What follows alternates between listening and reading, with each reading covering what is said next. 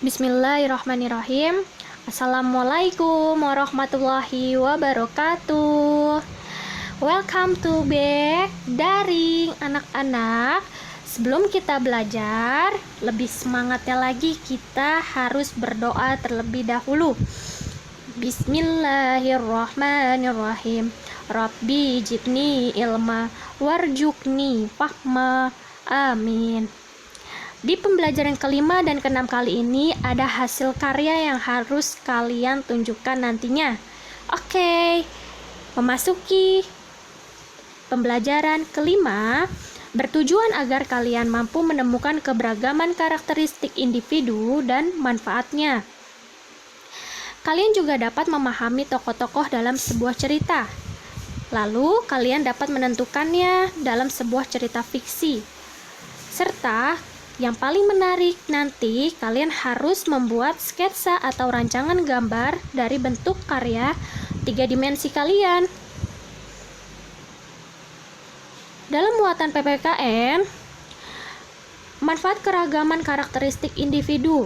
Yuk kalian buka buku tema 8 pada sub tema 3 di pembelajaran kelima.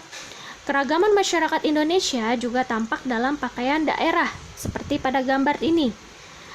Pakaian daerah digunakan pada acara-acara tertentu anak-anak, seperti upacara adat dan hari besar nasional. Nah, kegiatan ini sangat bermanfaat loh, karena kita dapat mengenalkan kekayaan budaya yang beragam, juga dapat menambah wawasan tentang keragaman pakaian adat Nusantara. Untuk tugasnya diperhatikan ya. Tugasnya di sini nyempil nih. Tugas halaman 161 bagian kolom yang di atas pada buku tema 8 kalian.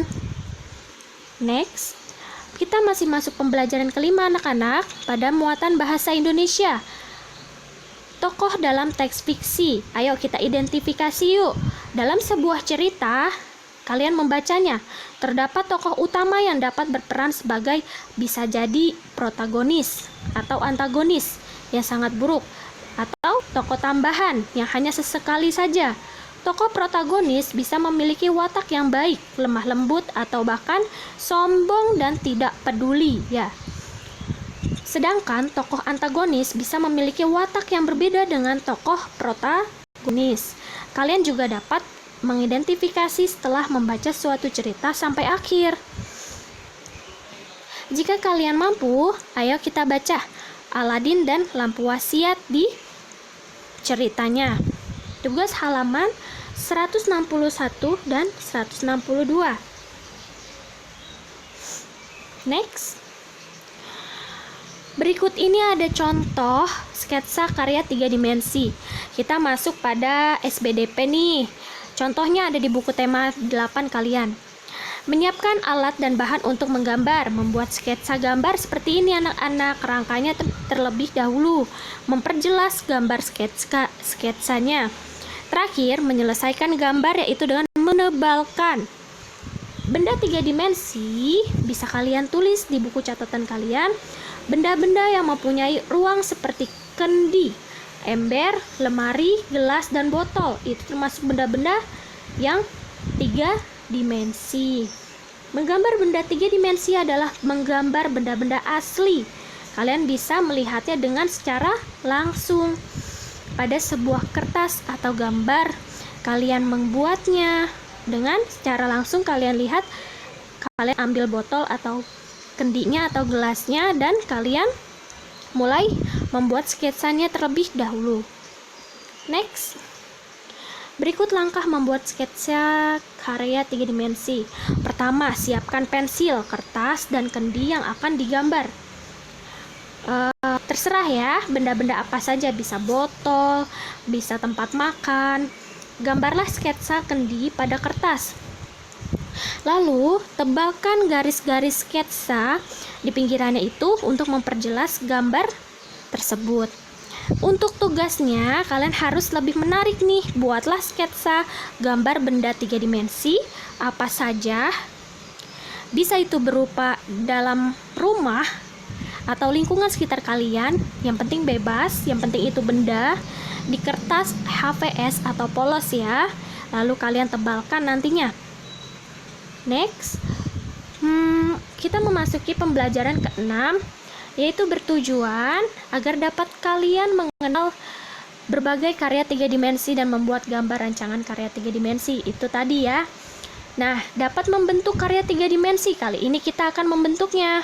Siswa dapat menentukan sifat tokoh dalam sebuah cerita fiksi. Itu termasuk pada mata pelajaran bahasa Indonesia nanti. Next. Untuk membuat rancangan karya 3 dimensi, di sini ada tekniknya anak-anak. Benda 3 dimensi merupakan karya seni rupa, yaitu tekniknya ada 3. Membentuk, mencetak, mencungkil atau menempel ya. Mencungkil dan menempel. Teknik membentuk dilakukan dengan cara menekan bahan luarnya dahulu anak-anak seperti ini. Nah, seperti tanah liat atau plastisin, seperti yang Bapak ini buat, yaitu melalui tanah liat. Kita cukup menggunakan tangan untuk membentuk benda lunak sesuai keinginan. Kita juga dapat menggunakan alat seperti sudip ya. Kalian lebih mudahnya melalui plastisin saja atau lilin mainan. Next. Ini pun ada contoh di buku tema kalian. Siapkan alat dan bahan. Di sini ada plastisin atau lilin mainan, membentuk atau membuat bagian-bagian dari benda-benda apa saja yang kalian akan buat nantinya. Kalau di sini contohnya kan pohon jagung nih. Hasil jadi bentuk bagian-bagian pohon jagung ada di sini ya. Ada yang berwarna hijau, warna apa saja ya. Lalu dibentuk, menyatukan bagian-bagian pohon jagung. Bisa saja ditempel dari masing-masing yang telah tadi dibuat bagian-bagiannya ya. Karya 3 dimensi berupa pohon jagung pun sudah jadi seperti ini. Nah, untuk tugasnya, buatlah karya 3 dimensi berupa benda-benda di lingkungan sekitar atau bebas dengan plastisin atau lilin mainan. Setelah itu, fotokan dan beri keterangan. Kalian membuatnya ini dengan cara step by step ya. Oke.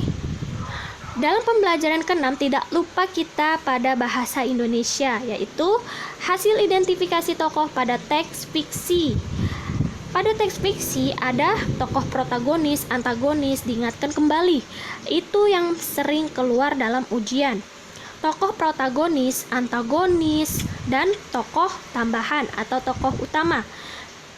Setiap tokoh tersebut memiliki watak yang sama ataupun berbeda.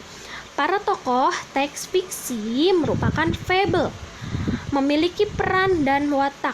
Dalam cerita Si Kancil dan Buaya, contohnya ya, Kancil berperan sebagai tokoh protagonis karena ia berwatak cerdik ya. Semangat, tunjukkan karya terbaik kalian, oke? Tunjukkan karya terbaik kalian. Wassalamualaikum warahmatullahi wabarakatuh.